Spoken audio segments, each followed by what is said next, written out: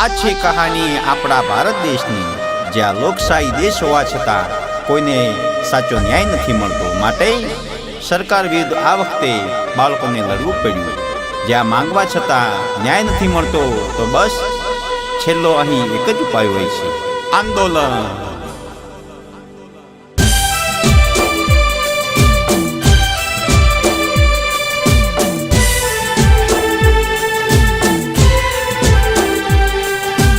જાગો ગ્રાહક જાગો, રાજા જેવો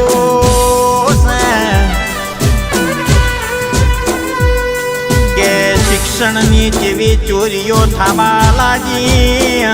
નીટનું પેપર લીક થયું એ આજના યુવાનોએ, એટલે કે જેનજીઓએ દિલ્હીમાં આંદોલન કર્યું।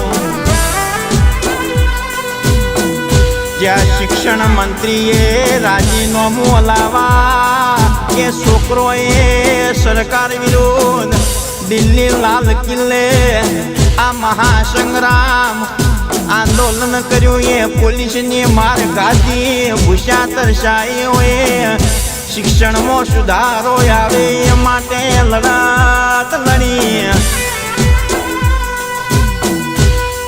આખા દેશમાં આ આંદોલન શરૂ થવા લાગ્યો।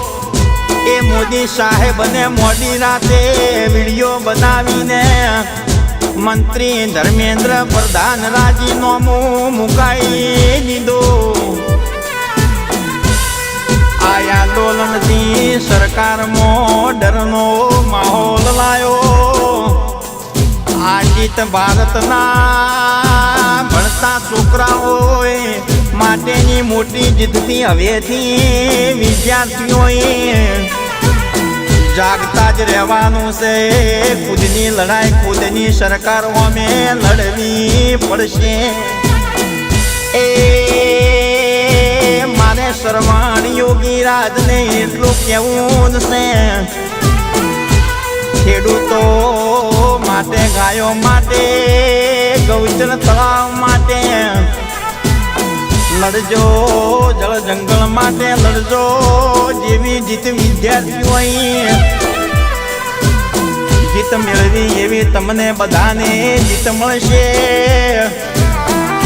હું એક ભારતનો નાગરિક બોલું છું। કોઈ મારાથી ભૂલથી હોય તો ભારતના નાગરિક તરીકે મને યોગી રાજને માફ કરી દેજો।